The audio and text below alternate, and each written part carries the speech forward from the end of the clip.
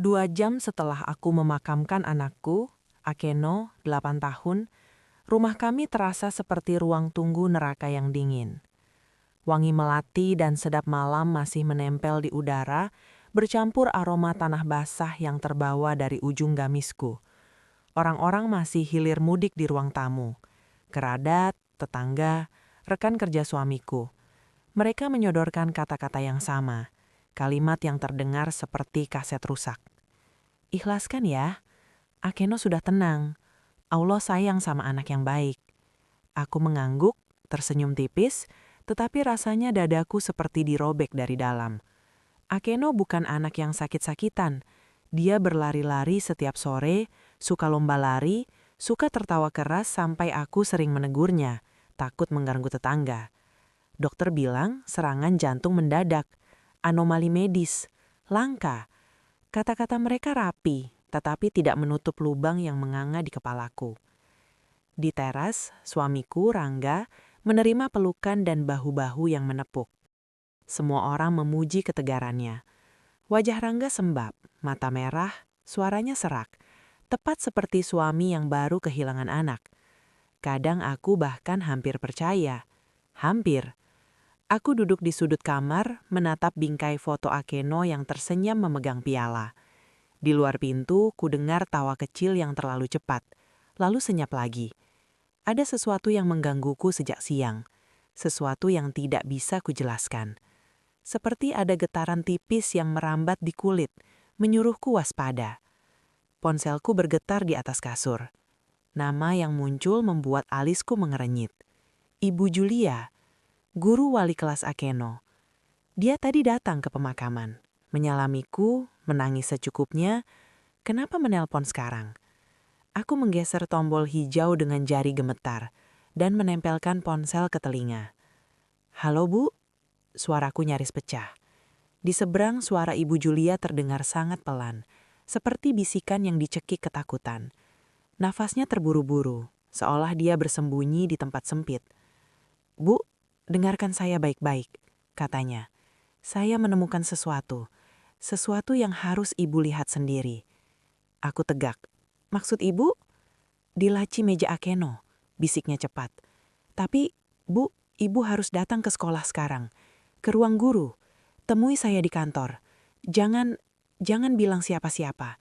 Jangan bilang ke keluarga, jangan bilang ke suami.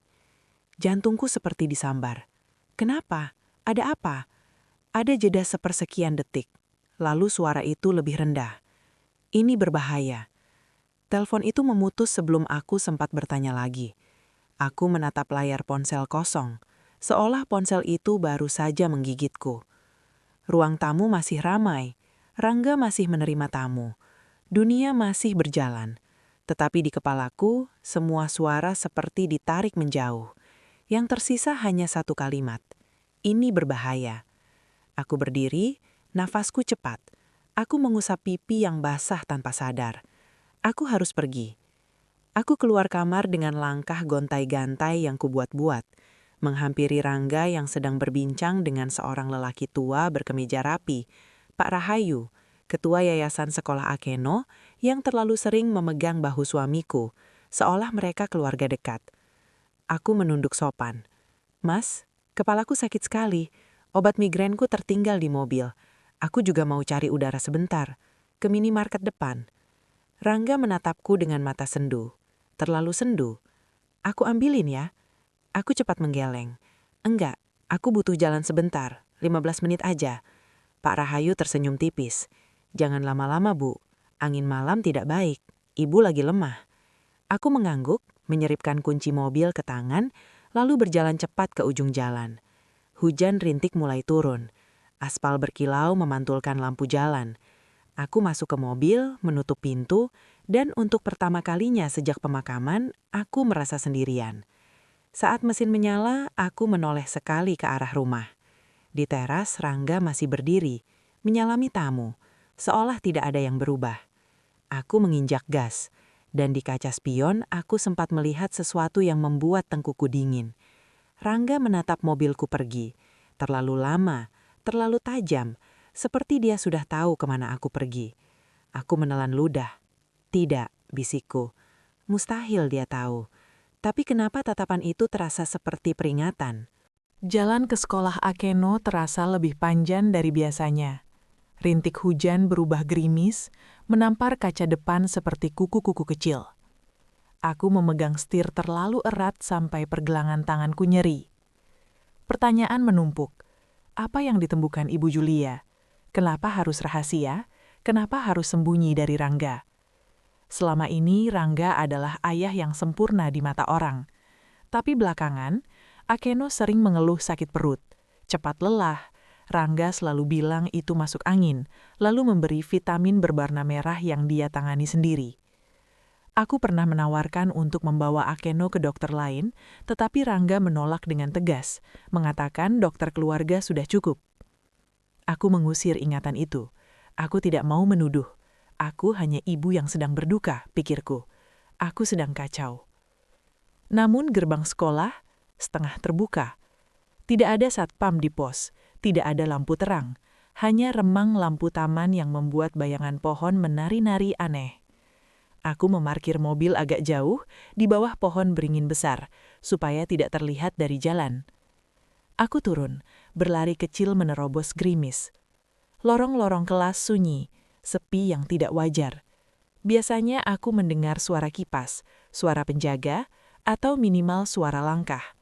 Malam ini hanya gema langkahku sendiri. Tujuanku ruang guru lantai 2. Lampu lorong mati, tapi dari celah pintu kantor guru ada seberkas cahaya neon. Aku mendekat, napasku berat. Tiba-tiba aku teringat Akeno pernah bilang, Ibu Julia baik banget, Bu. Kalau aku sakit, Ibu Julia suka kasih aku air. Aku sampai di depan pintu. Pintu tidak tertutup rapat, ada celah sekitar 10 cm. Aku mengintip. Tubuhku membeku. Ibu Julia berdiri terpojok dekat lemari arsip. Wajahnya pucat seperti kertas. Matanya membesar. Kedua tangannya terangkat, seperti memohon. Di depannya berdiri seorang pria berbelakangiku. Pria berkemeja hitam. Posturnya, gaya berdirinya, bahkan aroma parfumnya yang tipis sampai ke celah pintu, semuanya familiar. Pria itu memegang benda kecil berwarna hitam, seperti alat perekam digital, dan berbicara pelan, nada ancaman yang tidak punya sisa hangat. Aku mendorong pintu sedikit, engselnya berderit. Pria itu berbalik cepat.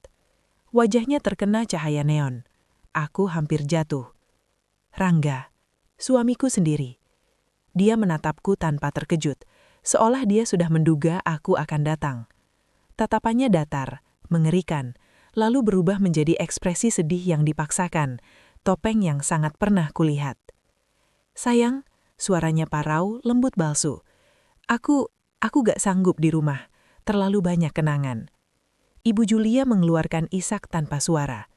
Rangga meliriknya tajam, sekilas, cukup untuk membuat Ibu Julia menelan tangusnya. Rangga melangkah mendekat, merentangkan tangan, seolah ingin memeluk. Kita pulang ya. Aku cuma mau ambil barang Akeno di laci mejanya, sebelum besok dibersihkan. Aku menatap Ibu Julia, mencari jawaban. Tapi dia hanya mengangguk cepat, terlalu takut. Aku melihat tangan Rangga. Benda kecil hitam itu digenggam kuat. Dan di momen itu, aku sadar, ini bukan suasana orang berduka. Ini suasana orang yang sedang menutup mulut saksi. Rangga merangkul bahuku terlalu erat hingga sakit. Ayo, bisiknya di telingaku, hangat palsu. Jangan bikin masalah. Dan aku melihat, saku celananya mengembung, menyembunyikan sesuatu.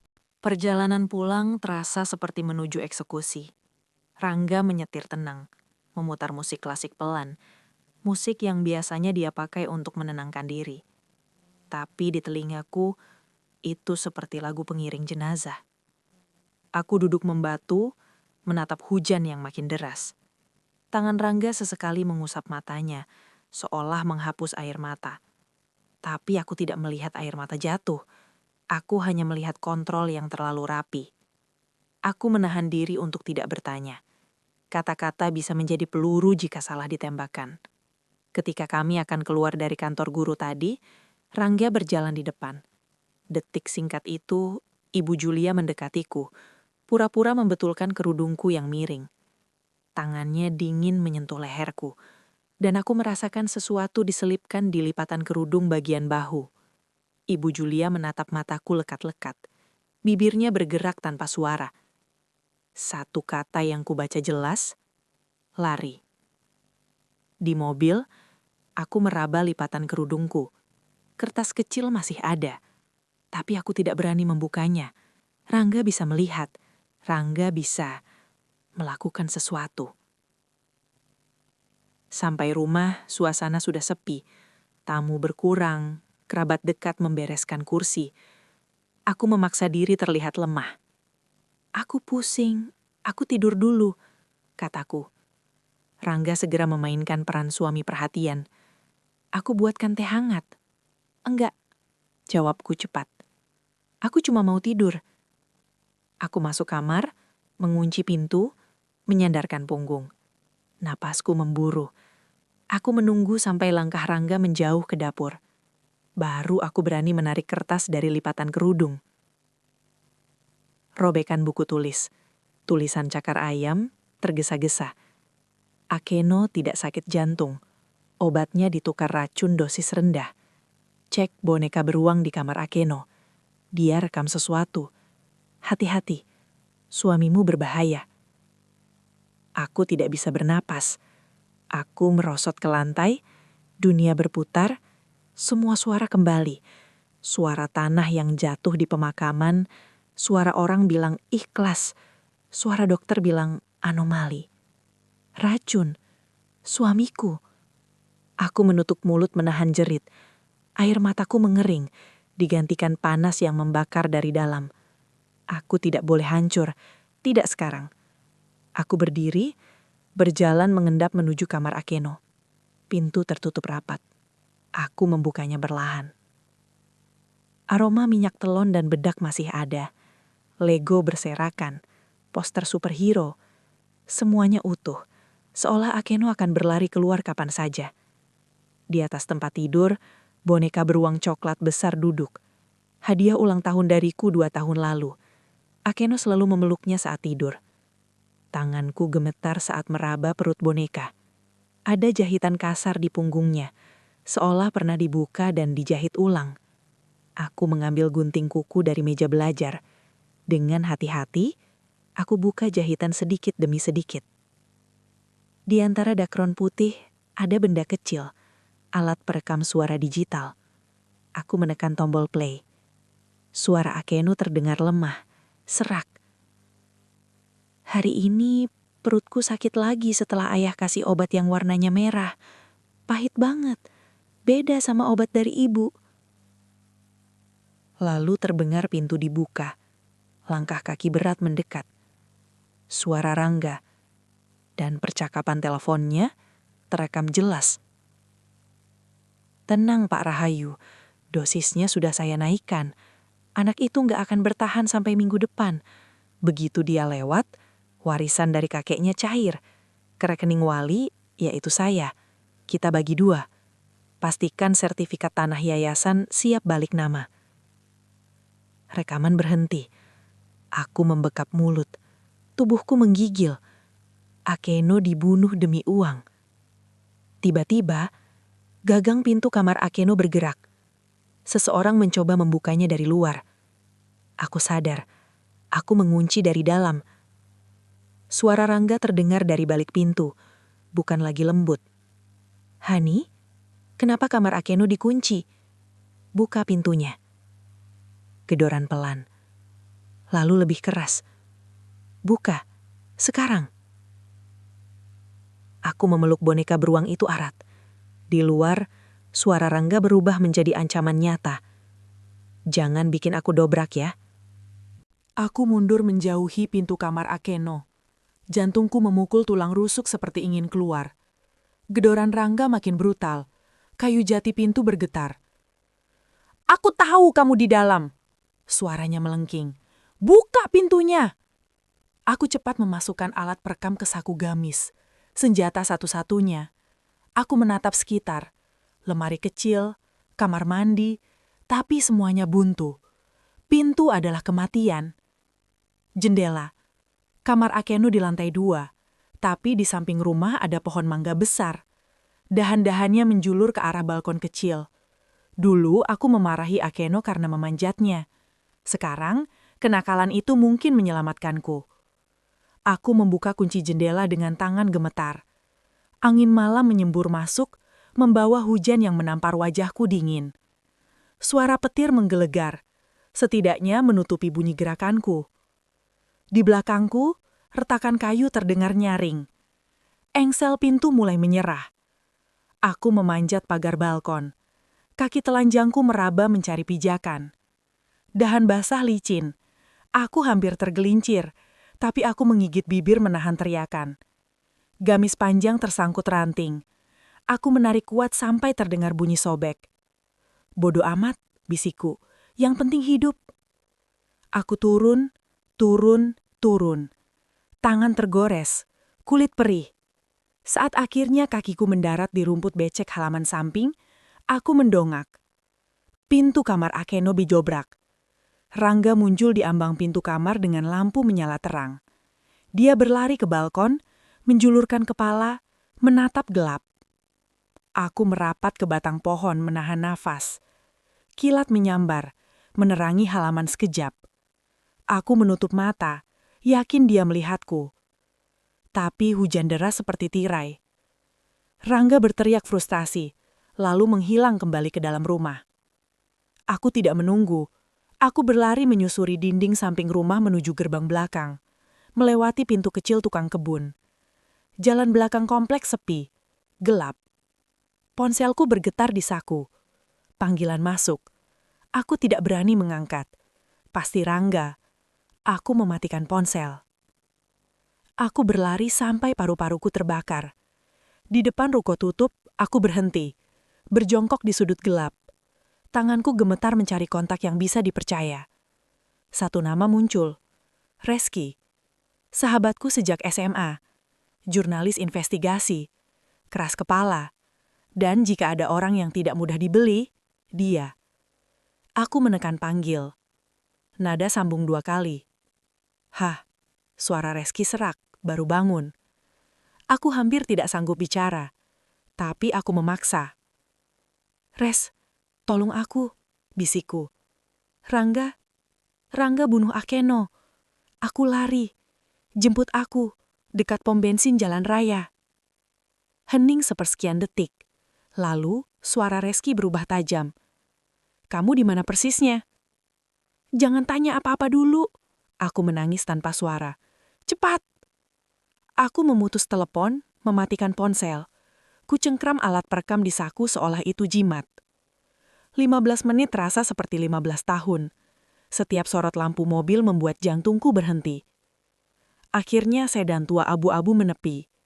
Kaca turun. Wajah Reski muncul. Cemas. Aku melompat masuk. Mengunci pintu berkali-kali. Reski menginjak gas. Dan saat mobil melaju, dari kejauhan, aku melihat SUV hitam berhenti di ujung jalan. Lampunya menyorot ke arah kami. Aku membeku. Res, itu mobil Rangga, bisikku. Reski mengeratkan jahang. Pegangan, dia ngejar. Di dalam mobil yang hangat, tubuhku tetap menggigil. Bukan cuma karena basah kuyup, tapi karena kenyataan yang baru saja menelanku bulat-bulat. Aku menceritakan semuanya ke Reski. Telepon Ibu Julia, pertemuan di sekolah, rekaman dalam boneka beruang. Reski menyetir dengan satu tangan lain menepuk lututku, menstabilkan. Dia jarang panik, tapi malam ini aku melihat dia menahan marah sampai rahangnya bergetar. Saat aku memutar rekaman, Reski tiba-tiba membanting setir dan menepi. Anjing, dia memukul setir. Ini pembunuhan berencana. Aku menangis, tapi kali ini bukan sedih. Ini kemarahan yang tak punya tempat. Reski menatapku serius. Bukti ini kuat, tapi berbahaya. Kalau kita langsung ke polisi lokal, bisa-bisa bukti hilang. Orang yang disebut Rangga, Pak Rahayu, punya koneksi. Kita harus apa? Suaraku serak. Kita butuh tempat aman dulu. Reski menarik nafas. Aku punya apartemen kecil milik almarhum pamanku. Gak ada yang tahu. Kami melaju ke pinggiran kota. Di radio, penyiar membacakan berita tengah malam. Awalnya berita biasa, lalu kalimat itu keluar, pelan tapi seperti palu menghantam kepala. Ditemukan sesosok mayat wanita di halaman sekolah dasar di Jalan Merpati. Korban diidentifikasi sebagai guru berinisial J. Dugaan sementara bunuh diri dengan melompat dari lantai 3. Duniaku runtuh lagi. "Ibu Julia!" Suaraku pecah. Reski menepikan mobil. Aku menjerit, memukul dashboard, menangis sejadi-jadinya. Rasa bersalah menghantam seperti batu. Aku meninggalkan dia. Aku terisak. Aku meninggalkan dia sendirian sama Rangga. Reski menarikku dalam pelukan. "Kamu nggak salah, kamu diselamatkan." Tapi di dalam tangis, sesuatu berubah di dadaku. Kesedihan mengeras menjadi dingin, tajam. "Mereka pikir mereka bisa bersih-bersih jejak," bisikku. "Mereka salah." Reski menatapku. "Kamu mau balas?" Aku mengangguk. "Bukan cuma penjara, aku mau mereka hancur sampai akar." Reski menarik nafas panjang. "Kalau kita main, kita harus main cerdas." Malam itu di apartemen kecil berdebu, kami menyusun rencana. Reski menyimpulkan, bukti rekaman saja bisa disangkal sebagai rekayasa. Kami butuh bukti fisik, botol racun, transaksi, dokumen warisan.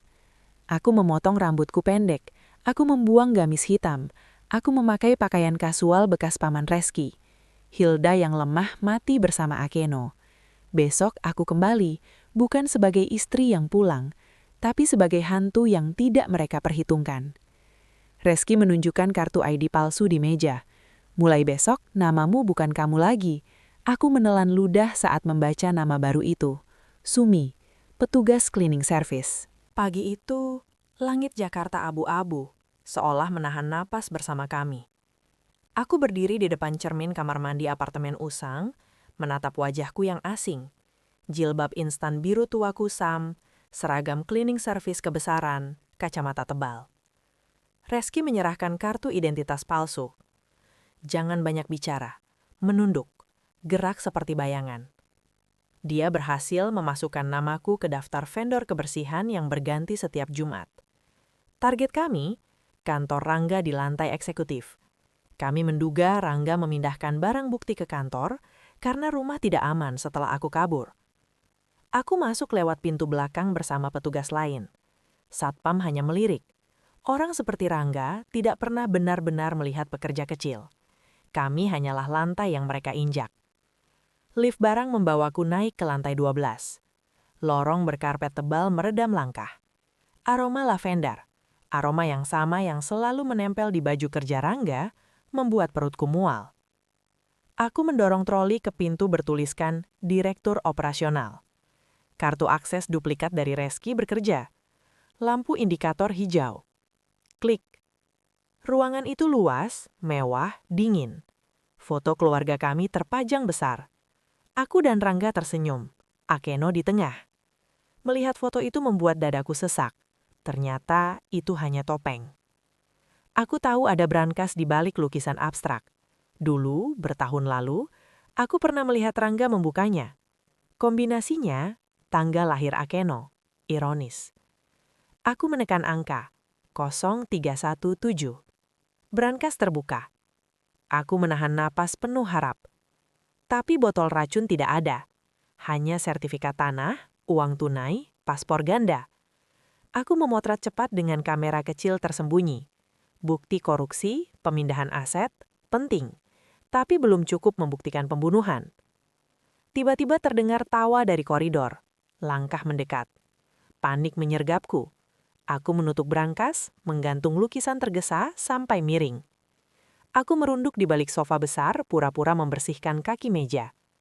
Pintu terbuka. Rangga masuk. Dan bersamanya seorang wanita muda berpenampilan modis. Bella, sekretarisnya. Aku menahan napas. Mereka tidak melihatku. Sofa membelakangi pintu, lemari arsip menutup pandangan. Rangga tertawa. Tertawa lepas. Bukan tawa orang berduka. Bella mengelus lengannya. "Kamu akting di pemakaman keren banget," sampai Pak Rahayu terkesan. Rangga menuang minuman. Ya jelas, menyingkirkan beban kecil itu langkah terbaik. Sekarang tinggal tunggu warisan cair. Aku memejat tombol rekam pada alat penyadap kecil di saku. Setiap kata keji mereka masuk ke dalam memori alat itu. Kata-kata yang akan menghancurkan dunia mereka.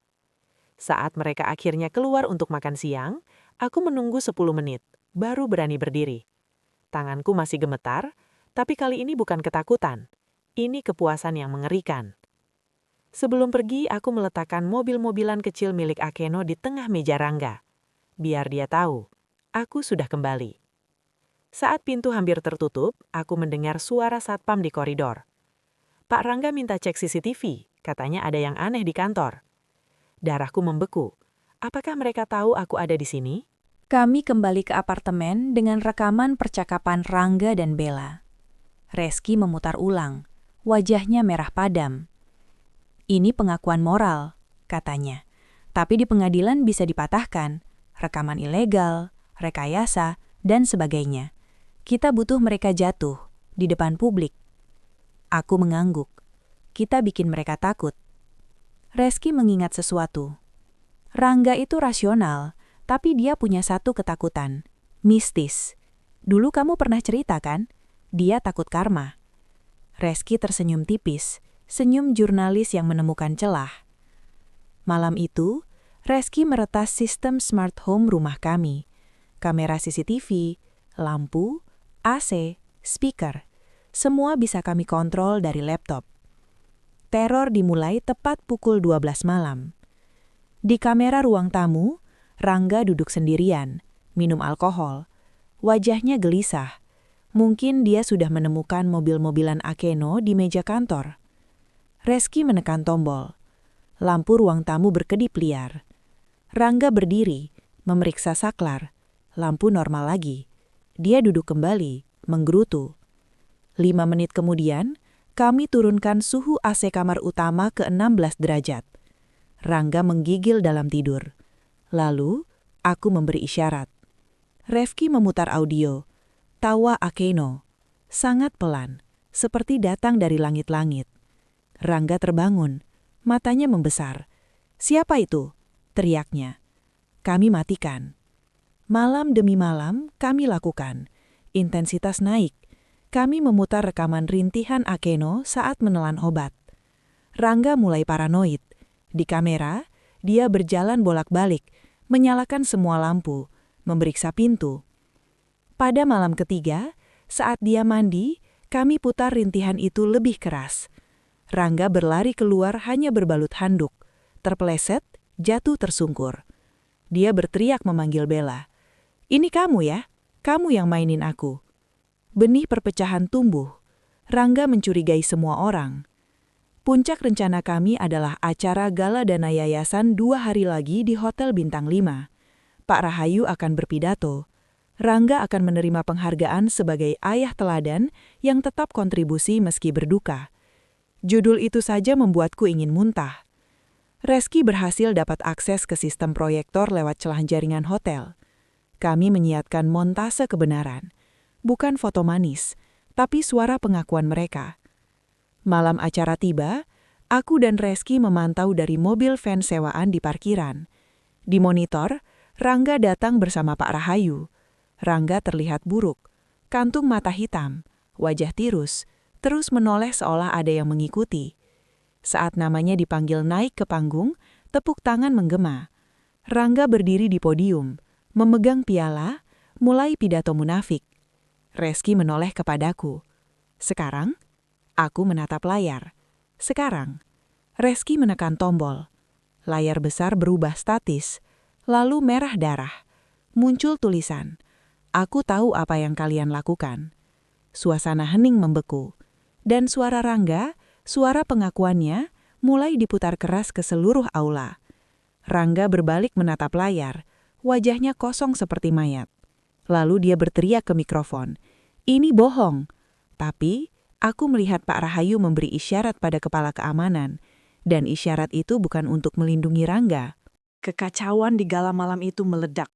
Para tamu berteriak, kamera ponsel terangkat, wartawan berebut. Bella menjerit, Pak Rahayu mematung. Rangga panik total. Dan di momen itu, Rangga menatap Pak Rahayu dan berteriak, "Kau otaknya!" Pengakuan publik yang tidak sengaja terekam puluhan kamera. Kami tersenyum dingin di dalam van. Namun Reski tetap tegas. Belum cukup. Mereka bisa bilang Rangga stres, halu, diperas.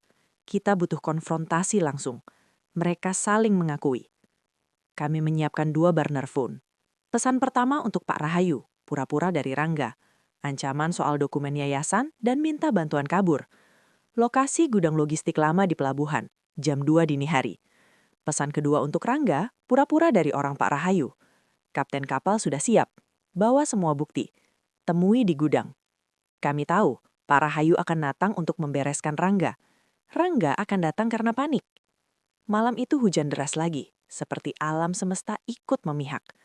Aku dan Reski masuk duluan lewat ventilasi lantai 2 gudang. Bau karat besi dan amis laut memenuhi udara. Kami pasang kamera tersembunyi, menyambungkan ke siaran langsung privat yang terhubung ke server kepolisian. Ya, kali ini kami melibatkan polisi. Reski punya kenalan reserse. Tepat pukul 2:10, mobil hitam masuk. Pak Rahayu turun, membawa tas koper kecil. Tangannya di balik jas. Aku yakin ada senjata. Dia masuk sendirian, berdiri di tengah gudang, menunggu. 5 menit kemudian, pintu berderit. Rangga muncul dari kegelapan, kusut, liar, seperti orang gila. "Mana kapalnya?" Suara Rangga parau. Pak Rahayu tertawa kering. "Kapal? Setelah kamu mempermalukanku, kamu pikir aku biarkan kamu hidup?" Rangga terbelalak. "Tapi, pesan itu?" "Aku nggak pernah kirim pesan apapun," bentak Pak Rahayu. "Serahkan dokumennya, sekarang." Rangga menggeleng bingung, lalu marah meledak. "Kau mau bunuh aku, seperti kita bunuh Akeno?" teriak Rangga. Aku menahan lapas. Mereka mulai bicara, mulai menelanjangi diri. Pak Rahayu meraung. "Kau yang meracuni anak itu. Aku cuma suruh urus warisan." Rangga menjerit balik. "Jangan munafik. Kau yang kenalkan pemasuk racun. Kau yang bilang dosis harus dinaikkan." Aku gemetar. Bukan takut. Ini kemenangan yang mengerikan. Mereka saling mengakui semuanya. Motif uang, racun, keterlibatan orang lain, penghilangan saksi. Reski memberi kode jempol. Polisi di luar sudah mendengar. Tiba-tiba Pak Rahayu mencabut pistol dan mengarahkannya ke Rangga. "Cukup, selamat tinggal." Tapi sebelum tembakan meletus, sirene polisi meraung dari segala arah. Lampu sorot merah biru menembus dinding seng berlubang. "Polisi, jatuhkan senjata." Pak Rahayu tersentak. Rangga menerjangnya. Pistol terlempar. Mereka berguling di lantai, saling memukul. Rangga lebih kuat. Pak Rahayu jatuh tak berdaya. Namun Rangga tidak menyerah. Matanya liar mencari jalan keluar. Dan tiba-tiba, matanya mendongak ke lantai 2. Lensa kamera memantulkan cahaya. Rangga melihat kami. Mata kami bertemu. Wajah penyamaranku terbuka sebagian, menampilkan wajah asliku. Rangga menyadari segalanya. Rangga menjerit namaku menggema di gudang, seperti lolongan binatang terluka. "Kamu!" Lalu dia berlari menaiki tangga besi menuju kami. "Lari!" teriak Reski. Kami berlari menyusuri jembatan besi menuju pintu atap. Di belakang, langkah Rangga menghantam besi. Semakin dekat. Pintu atap kami dobrak. Angin badai menyambut. Hujan menampar, atap licin. Di bawah, mobil polisi mengepung gudang. Tapi sisi belakang menghadap laut masih gelap. Ada tangga kebakaran menuju dermaga kecil. Reski mendorongku ke tangga. "Turun!" Terlambat. Pintu atap ditendang. Rangga muncul, wajah berdarah, memegang batang besi panjang. Matanya gila. Dia mengayun. Reski mengangkat tangan menahan. Krak! Bunyi retak tulang. Reski jatuh, menjerit kesakitan. Aku berbalik, tapi Rangga sudah mencengkram kerudungku, menyeretku kasar. "Perempuan sialan," desisnya. Dia menyeretku turun tangga kebakaran, menjadikanku tameng ketika polisi mulai naik. Di belakang kontainer ada SUV tua, bukan mobil yang tadi dia pakai. Mobil curian. Dia melemparkanku ke kursi penumpang, menodongkan pecahan kaca ke leherku, memborgol tanganku ke pegangan atas pintu dengan dasinya. Mobil melesat, menabrak pagar kawat. Polisi mengejar. Kejar-kejaran dimulai di tengah badai. Rangga menerobos lampu merah, melawan arus, menyenggol kendaraan. Sirene meraung seperti paduan suara kematian. Aku menjerit, "Kau nggak akan lolos, Rangga." Diam, bentaknya. Aku nggak akan miskin, kita pergi jauh. Di depan, jembatan layang dalam perbaikan. Jalan licin, sempit. Barikade polisi terlihat menutup jalan. Kami terkepung. Rangga membanting setir menghindar. Mobil kehilangan kendali, berputar liar, lalu menghantam pembatas jembatan dengan keras. Bagian depan ringsek, asap mengepul, kaca depan retak 1000. Aku pusing, darah mengalir dari pelipesku. Rangga terluka parah, kaki terjepit, tapi dia masih sadar. Dia tertawa, tawa putus asa. Dia menyeretku keluar dari mobil, ke pinggir jembatan. Di bawah, sungai hitam deras. Polisi mengepung, senjata terarah. Rangga menempelkan pecahan kaca kena di leherku. Satu langkah lagi, dia mati, teriaknya. Aku tidak lagi merasa takut. Takutku habis bersama Akeno. Aku menatap mata Rangga. Di sana ada iblis. Dan aku sadar, kalau aku tidak melakukan sesuatu sekarang, semua perjuangan sia-sia. Aku melirik ke kakinya. Kaki kanan terluka parah. Dia bertumpu goyah pada kaki kiri. Kelemahannya. Aku menarik napas panjang dan melakukan hal yang paling tidak dia duga. Aku memutar tubuh sekuat tenaga dan menggigit lengan Rangga sedalam mungkin. Darah terasa amis di mulutku. Rangga menjerit, cengkramannya lepas. Pecahan kaca jatuh. Aku menendang lutut kaki kanannya yang terluka. Bunyi krek mengerikan. Rangga ambruk, meraung. Polisi menerjang. Aku ditarik mundur. Rangga diborgol, tapi masih melawan seperti binatang. Tembakan peringatan meletus. Rangga akhirnya terkulai. Aku berdiri di barisan polisi. Selimut termal oranye menutupi bahuku, menatapnya tanpa berkedip. Saat Rangga diangkat ke tandu, dia menoleh padaku.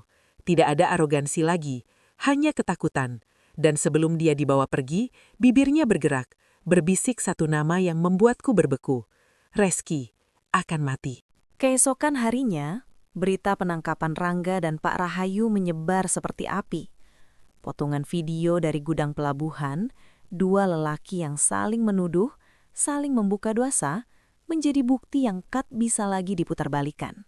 Orang-orang yang dulu memuji ketegaran Rangga kini bergidik, menutup mulut, seperti takut ketahuan pernah percaya pada wajah yang salah.